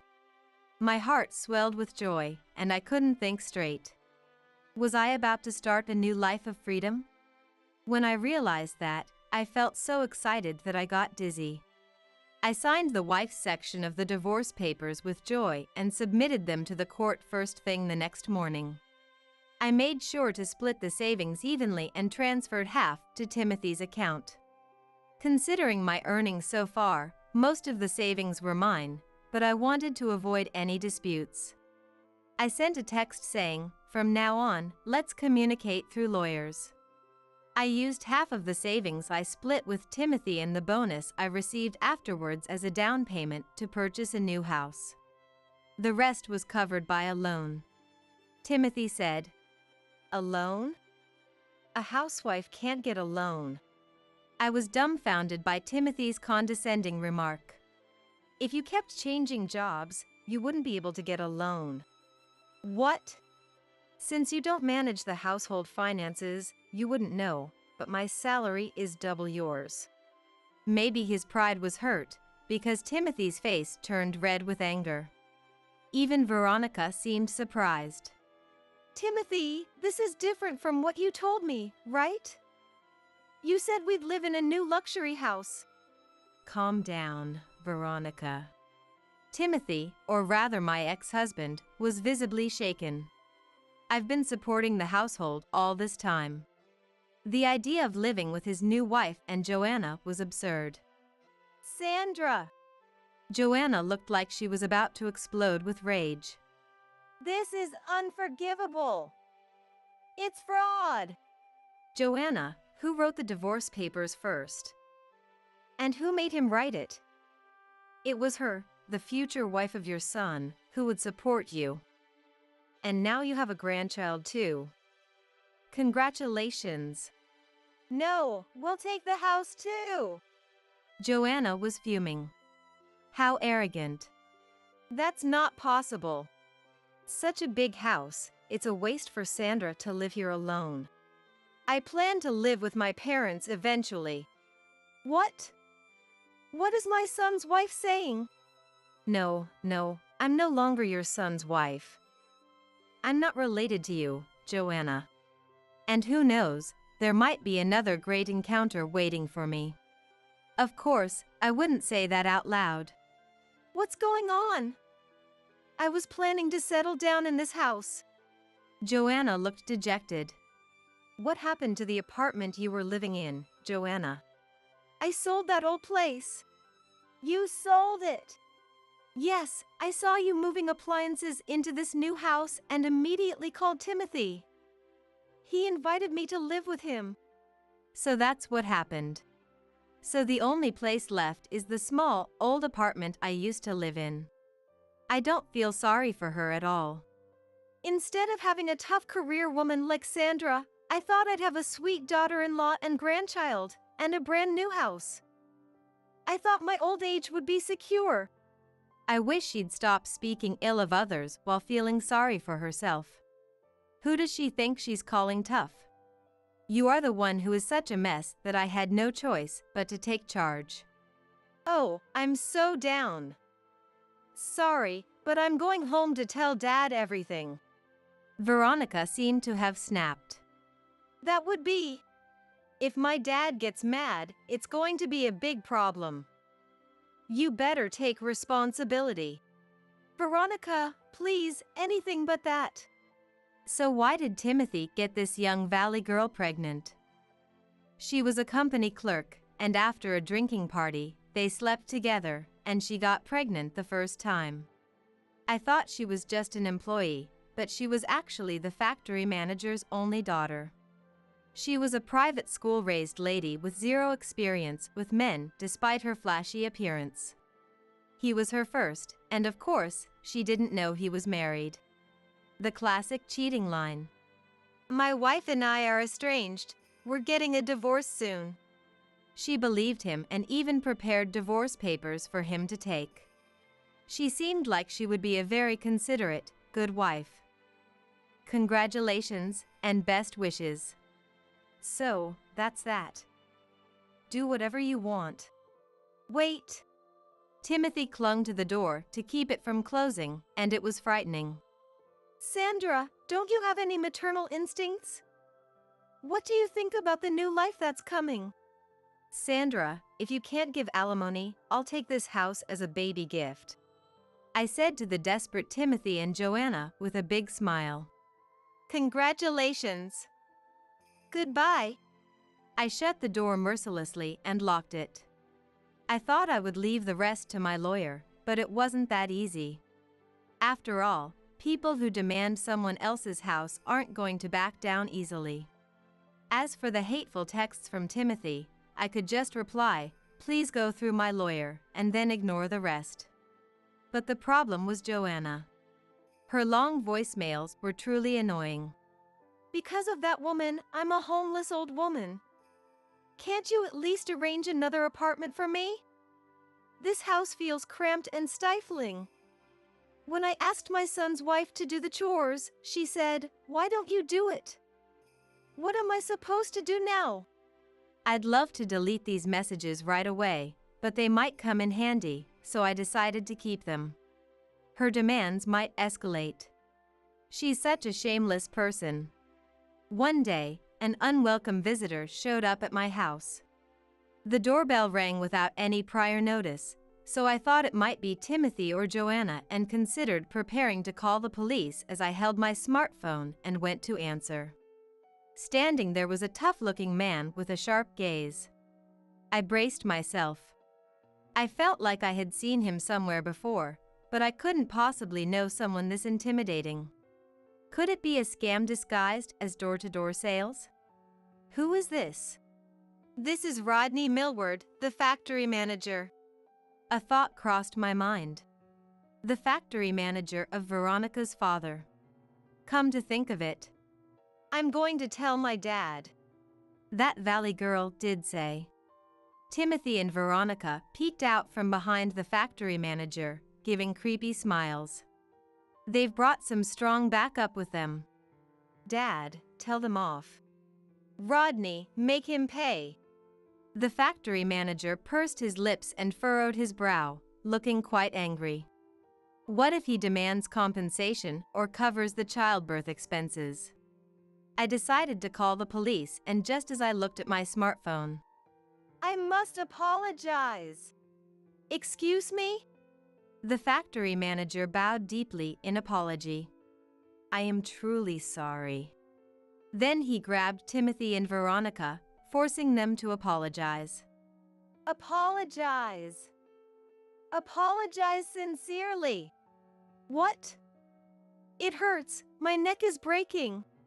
Dad, why? This wasn't part of the plan. I watched in stunned silence. What on earth is happening? Don't misunderstand. I brought you here to apologize to this person. What? I am truly sorry. I understand my daughter has taken your husband and demanded the house as well. Yes, that's correct. Timothy and Veronica began to panic. Dad, you knew? I knew. Everything you told me about being tricked and losing your home was all lies. Where did you hear that? Your mom told me everything. The factory manager gritted his teeth, his anger evident. He said Joanna had approached him. Since we're going to be family, let's get along in every sense. And tried to seduce him. Your daughter took my son from me. We should get along too. Just buy me an apartment room, and you can visit whenever you want. Of course, the factory manager politely declined. I was speechless. To think this was the real her. I am disappointed in you and your mother for saying such convenient things. That's not. I've been faithful to my wife. Don't mess with me. Stop it, Dad. You're scaring me. You too. What? I spoiled you because you were my precious daughter. Both of you are not needed in my factory. Go work at a very strict workplace and start over. What? The factory manager told my ex-husband this and then turned to me. Can you forgive us with this? Yes. But why go this far? I want to maintain a good relationship with you in the future. I stared at him, not understanding at all. Then it dawned on me. He was someone I had worked with several times during my sales days, the director of a client company. I apologize for not realizing. Now it was my turn to apologize. There was a business integration, and I am now managing a new factory. It's no wonder you didn't recognize me. I see. I couldn't believe it when I heard your husband was working at my factory. The factory manager looked away, troubled. Has he caused any trouble? His work attitude is poor. He doesn't learn his job, and he has been absent without leave. He's completely different from you. I could picture Timothy's unprofessional behavior, but it was too predictable to be surprising. As I was no longer his wife, I couldn't defend or apologize for him, so I just gave a wry smile. I intend to retrain him from scratch. He will never come here again. Timothy shrank, and Veronica looked displeased. You were good at training new employees, weren't you? Yes, I was very strict. I'll be cheering you on from afar. Even with the factory manager's efforts, it seemed difficult for Timothy to reform. He would have to change his heart and put in the effort himself. For the sake of the innocent baby who was about to be born. There is only one thing I regret. I wanted to correct the misunderstanding that infertility was my fault. There was a time when we both went to the hospital together to investigate the cause of our infertility. It turned out there was no problem with me, but Timothy was diagnosed with asthenozoospermia. It wasn't impossible to conceive naturally, but we were told it would be difficult. The fact that Veronica got pregnant from a single mistake with Timothy was either a miracle, a sign of their strong compatibility, or maybe the baby isn't even his. Such things don't matter to me anymore. The factory manager updated me on their situation during a work call. Apparently, the couple and Joanna had been living in that old, cramped apartment for a while. They had promised to save money for the baby and work hard, as a condition for eventually living together with Joanna, but Veronica soon found it intolerable. Of course, she did. Timothy probably didn't know since I was the one managing our finances, but living on his income alone would be tough, if not impossible. If the three adults lived freely without saving, the savings I gave him in the divorce would run out quickly. Veronica went back to her parents' house after giving birth and never returned. During this time, Timothy quit his job because he didn't like it anymore. Panicked, Joanna showed up at the factory manager's house. Give me back my son's wife. And? Give me back my grandchild. And? Take care of me. Causing a scene and involving the police, demanding. Pathetic. They're all too selfish. But since it no longer concerns me, I declined further updates. Factory manager, good luck. The new house is very comfortable. I worried about being lonely and what I would do if I got sick. Timothy was good to have around the house. But never once have I thought. It's the same as when I lived alone. I believed that a married couple should support each other, but Timothy was just leaning on me. Having a person who was unnecessary in my life gone doesn't cause any problems. 7 years later, my parents, whom I called from the countryside, live comfortably in the well-settled house. And an old colleague from the sales department lives with us, too.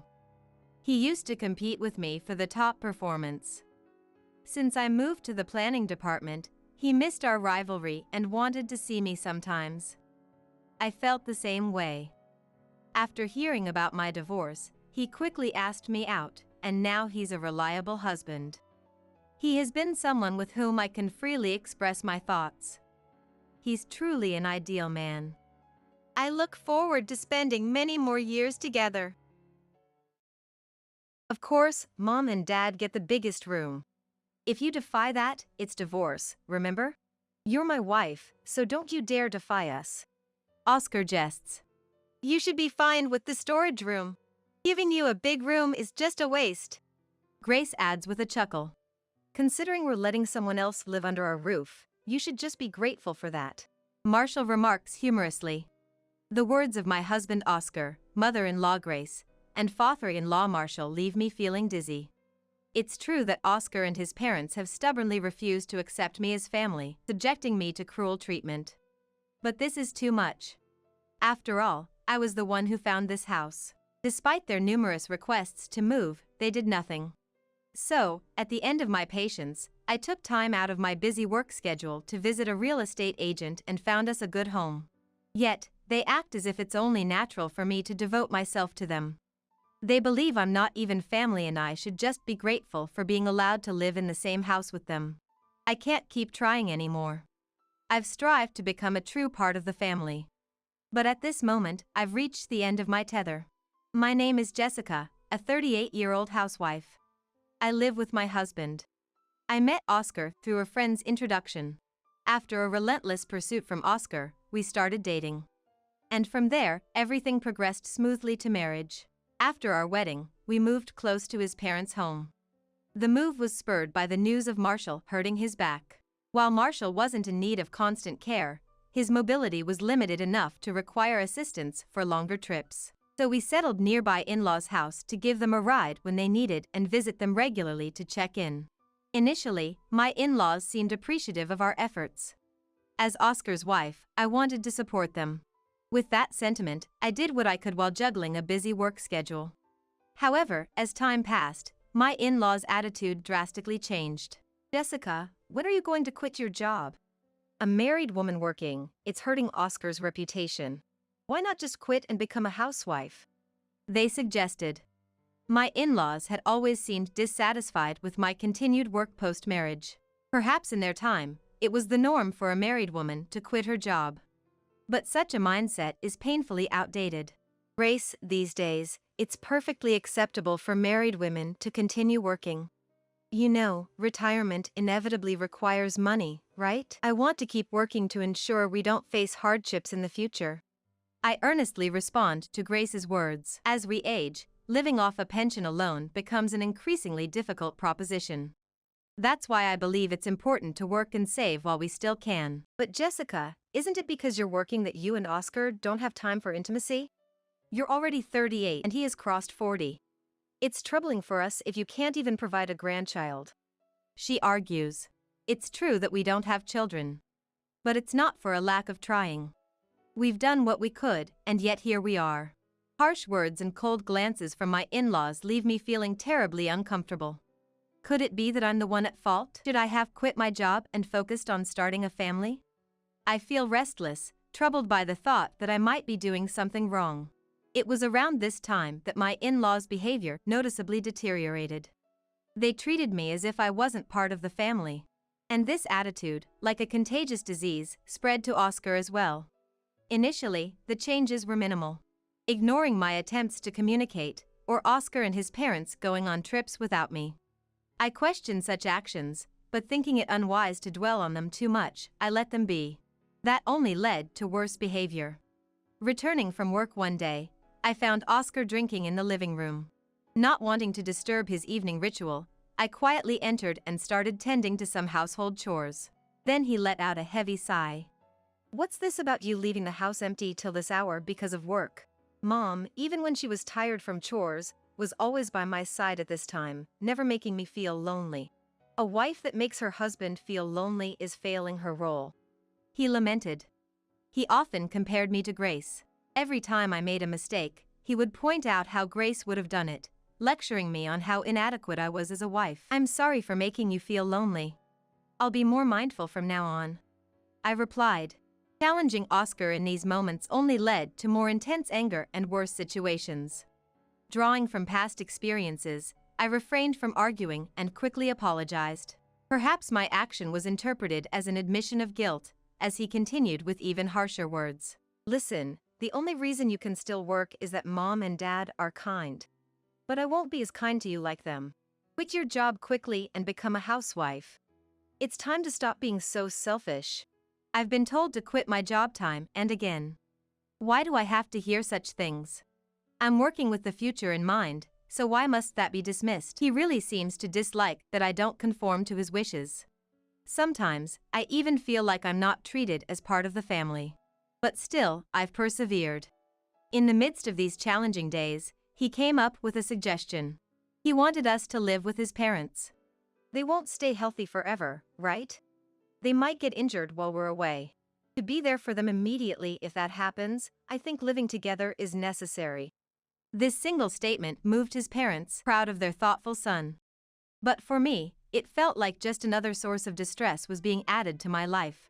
And to make matters worse, although they spoke of wanting to live together, they never took any action to make it happen. It was always left up to me. You're always so unhelpful, so the least you could do is make an effort for the family, Oscar said. He instructed me to find time amidst my busy work schedule to visit real estate agents and look for a house suitable for us to live together.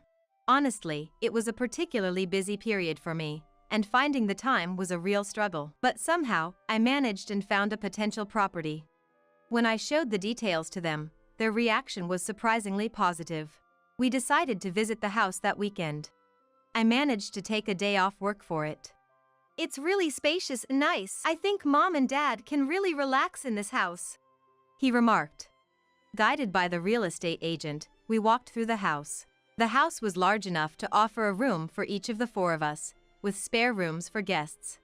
While checking out each room, Oscar and his parents discussed what each room could be used for. I trailed behind, quietly observing their excited chatter. It seemed we had finished touring the last room. They seemed convinced by the house after the viewing. I felt relieved, thinking the move might go smoothly after all. But reality was far more cruel. Of course, Mom and Dad get the biggest room. Defy that and it's divorce, remember? You're my wife, so don't you dare defy us, Oscar said, startling me. His utter disregard for me and his selfish decision-making for his parents left me stunned. Then, as if to add insult to injury, Grace chimed in. You should be fine with the storage room. Giving you a big room is just a waste. And then Marshall continued, reinforcing their words. Being grateful for letting an outsider live in the same house, that's the least you can do. He adds, divorce threats, being told the storage room is enough, and being called an outsider. These words, unthinkable from a family, make my head spin. I had a feeling, but now it's clear, I was never truly seen as family. After all the effort I put into finding a house for them. And yet, to be treated like this is unimaginable. The anger I had kept deep inside is now surging to the surface. I can't keep trying for them anymore. In fact, I feel an urge to make them thoroughly regret taking my feelings for granted. With that resolve, I decided to rebel against their selfishness. Unaware of my feelings, they were excited about the new house. Taking a deep breath to calm myself, I spoke my mind. Then it's divorce. I found that house in between my busy work schedule, and this is how you treat me? I've reached my limit. I can't be part of this family anymore. I stated it clearly. Continuing as a family with them was absolutely impossible. I had reached my breaking point. Then, what? At my words, they could only utter. Oscar, in particular, was so shocked that his face turned pale. Jessica, are you serious? Who else would accept someone as worthless as you other than him? If you divorce here, you might end up alone forever, Grace said. Calling someone worthless, that's what I'd like to say to them. Who has been trying hard for them all this time? They seemed to have forgotten all that, and I couldn't help but sigh. Whatever, do what you want. I never accepted you as family anyway. If you're going to leave, I'd prefer you do it quickly, Marshall stated. Even after getting married, he stubbornly refused to accept me as family. Perhaps that's why he seems okay with the idea of divorce. It's almost a relief that he's not trying to stop me unnecessarily. The in-laws didn't try to hold me back. Only Oscar seemed somewhat uneasy, but having brought up divorce first, he seemed unable to say anything and just shifted his gaze uncomfortably. Taking their lack of resistance as an opportunity, I started preparing to leave the house. For the time being, it looks like I'll be staying in a weekly rental apartment. The thought of finally being free from the troubles named Oscar and his parents made me feel a sense of liberation. As I finished packing my things and was about to leave the house the next day, I thrust the divorce papers in front of Oscar. Of course, I'm fully intent on divorcing, so I had filled out everything in advance, leaving only the part for him to complete. Hearing the news, the in-laws also came to our house. Despite their calling me ungrateful upon seeing my determination to divorce, I won't be family anymore, so their petty remarks no longer matter to me. Are you really going through with the divorce? You can still change your mind. Oscar finally spoke. But he hesitated to sign the divorce papers, leaving me in a bind. We continued living under the same roof for a while, but as time passed, his behavior changed, frequently questioning if this was really what I wanted. Honestly, this is nothing but a hassle. Yes, I really intend to divorce. What, getting cold feet now? Forgotten what you've done? After behaving like that, you don't get to say you don't want a divorce now. I say firmly. His behavior almost seems like he doesn't want a divorce. But such an attitude is inconvenient for me. I've been looking forward to this day, to be freed from them. And I don't want to waste any more time here. Questioning his indecision, Grace raises her voice. He wouldn't get cold feet over something like this. Even with a woman as worthless as you, kind-hearted Oscar can't just abandon you. Oh, poor thing. You shouldn't bother yourself with such a woman. With that, Grace strokes his back. But his expression only grows more severe. I sense that Grace's words are only pushing Oscar further to the edge, but I keep that to myself and just smile. Right. Oscar wouldn't say he doesn't want a divorce now, after he initiated it. You really know him well, Grace. I say, my words dripping with irony because I know full well that Grace doesn't understand his feelings at all. Yeah, that's right. Oscar nods in a shaky voice. At this point, there's no escaping. The in-laws' eyes are fixed on him, making sure he doesn't back out. So, without rushing him, I wait for him to fill out the divorce papers. Oscar, just sign it already. There's no need to spend another moment with such an ungrateful woman. Kick her out and start living with just the family. You need to hurry up with the new house too, or someone else might take it. Marshall urges. Even after deciding on our divorce, Oscar and his parents prepared for moving into the new house. Especially the in-laws, they were so eager to live in that house.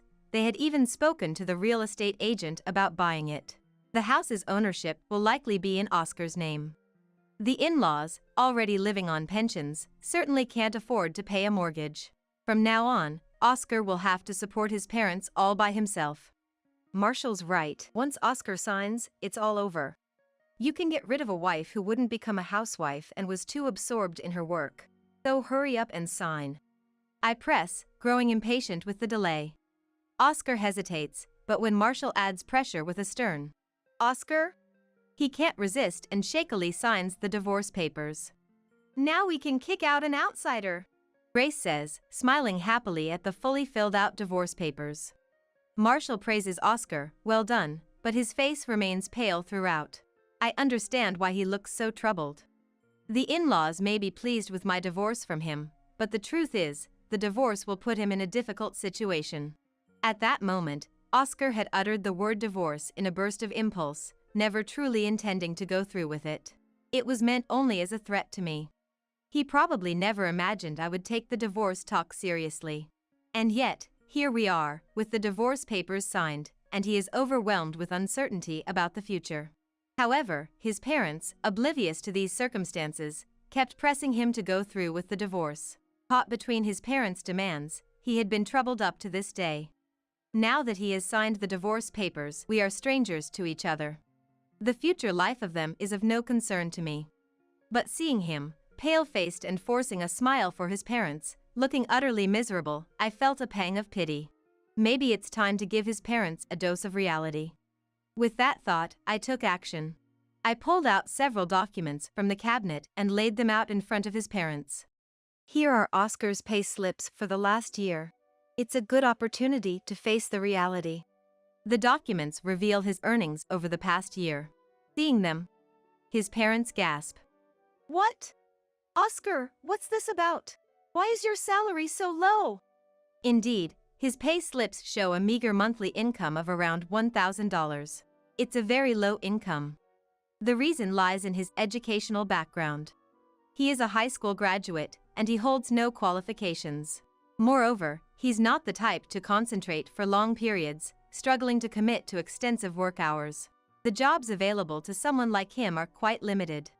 The company he's currently working for offers very low compensation. I had repeatedly suggested he change jobs, but perhaps lacking confidence in securing another position, he continually refused the idea. Living on a monthly income of $1,000 is extremely challenging. Fortunately, I was blessed with a good job. Having graduated from university and landed a job at a top company, I'm now in a managerial position. Hence, my salary is more than enough for daily life. You might realize by now, but had we not divorced, I would have been the one to own the new house. Oscar's salary is insufficient for mortgage payments. But with the divorce, I won't be living in that house, so there's no need for me to pay the mortgage. In essence, with a meager salary of $1,000 per month, Oscar will have to cover the mortgage and living expenses on his own. Of course, I'm the owner of the house we're living in now. After leaving the weekly rental apartment, I plan to sell this house and evict Oscar. Oscar himself seemed to realize this at some point. But his parents, oblivious to the dire situation Oscar was in, only continued to put pressure on him. Oscar, say it's not true. Jessica is lying, right? It's impossible that Oscar has such a low income. Grace shouted, refusing to accept reality, grabbing Oscar's shoulder in anger. Normally, if parents learn their son is in a terrible situation, they would try to support him. However, Grace, holding on to an overly grand illusion of Oscar, couldn't face the reality I presented and kept imposing her ideals. Marshall, overwhelmed by the stark truth, remained silent. Under the intense scrutiny of his parents, Oscar finally snapped, "Enough already," and slumped down on the spot. Grace looked at Oscar with concern. "Jessica, please forgive us. We were wrong. I've been thinking these past few days, and no matter how I look at it, we can't live without you. If you're angry about what was said, I'll apologize as many times as it takes. Please, forgive us," Oscar said, offering a profound apology. His desperate attempt to make me stay almost made me laugh. Seeing my reaction, the in-laws seemed irritated but, recognizing their position, they apologized on the spot. "Jessica, please. Don't abandon us. We don't want to see Oscar suffer anymore. We apologize for what we did. So please, reconsider. It's not too late," Grace pleaded, apologizing next to Oscar. Marshall, perhaps influenced by her, also said, "Please," and apologized. After being ridiculed and subjected to harsh words, this scene of all three apologizing simultaneously was quite a spectacle. I felt a sense of clarity, as if something long lodged in my chest had been cleared. But my resolve was firm. I truly felt that I couldn't forgive these three. Even if I forgave them now, there's no guarantee the same situation wouldn't happen again. Perhaps their behavior could become even worse. And more than anything, I no longer had the desire to continue as a family with them. The urge to be freed from these three and to live my own life was much stronger. That's why, no matter how much they tried to stop me, my decision didn't waver. "Sorry, but it's already decided. No matter what you say, I'm going to submit this divorce application. If you really don't like it, let's hire lawyers and discuss it further," I said, taking the divorce papers and returning to my room. After that, I could hear them arguing in the living room, but I ignored it and took the time to rest, preparing for the next day. The following early morning, I left the house with the luggage I had packed in advance. It was fortunate that I didn't have to face Oscar even once. And so, I was freed from these troublesome people. The divorce application was successfully processed. However, what became more contentious was the issue of alimony. I wasn't interested in receiving any alimony, for I was satisfied as long as I can get divorced. But Oscar, perhaps trying to squeeze every penny he could from me, demanded $100,000 in alimony, concocting some plausible reason like my alleged infidelity. Of course, there was no truth to such claims, so his demands didn't stand. I heard from a friend about what happened afterward. Following that incident, Oscar and his parents reportedly had a significant falling out. After I sold the house, Oscar was evicted and had to move in with his parents. But, shocked by the turn of events, he quit his job and started relying on his parents, which infuriated them. Now, he is said to be living alone in an apartment after being kicked out of his parents' house. He seems to be desperately trying to get in touch with me, reaching out to mutual friends haphazardly. It's utterly bothersome, but I have no intention of communicating with him, so I've taken the precaution of asking friends not to share my contact information. Dealing with him has been a headache, but even so, I am happy now. Having severed ties with him and his parents, I've embraced a life of freedom. My current environment, where I can focus entirely on my work, seems to suit me well. After all that has happened, I'm not keen on married life for a while. For the time being, I plan to cherish the time spent with friends and live each day to the fullest. In this long life ahead, I want to live for myself.